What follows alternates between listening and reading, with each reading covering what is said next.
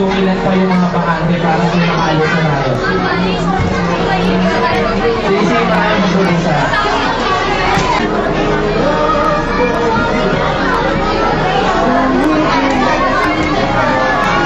Okay, excuse me po yung nasa likod.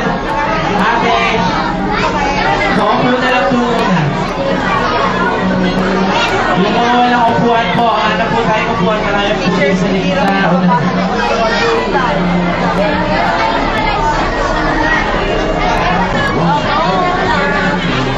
Yung gustong mag-CR po, may CR po tayong dalawa sa likod.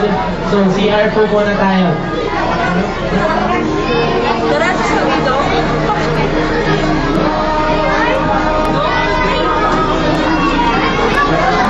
Okay, pagpausa tayo. Okay, testing kuya.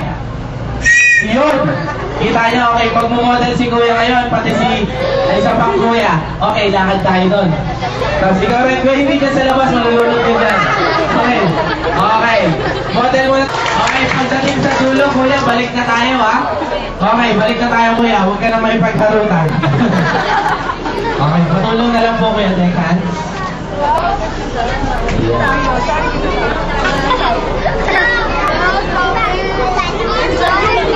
Salamat. Okay, gusto niyo na ba mag-start? Yan. Ano pa lang yan? Patikim pa lang yan, kids. Okay, tingin tayo. Okay, pwede. Okay, right side. This place is Binondo area.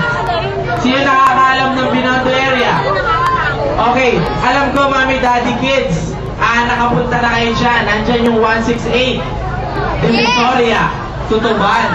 Okay, lalo na si Mami Daddy. Okay, kilala rin yung lugar na yan sa lugar niyang Chinatown. Okay, 1571. Listen kids. 1571 po, bago pumunta dyan yung mga Spaniards, or dumating na sila dyan sa lugar na yan, nandiyan na yung mga Chinese. Maraming Chinese traders po dyan. Dyan na po sila nanirahan. So, mas kilala na yung lugar na yan sa pangalang Chinatown. Okay, alam niyo po ba yung unang name ng Binondo? Hindi, di ba? Okay, ang original name ng Binondo is Binundohan. Bakit ka mo? Okay, listen kids. Okay, please pay attention.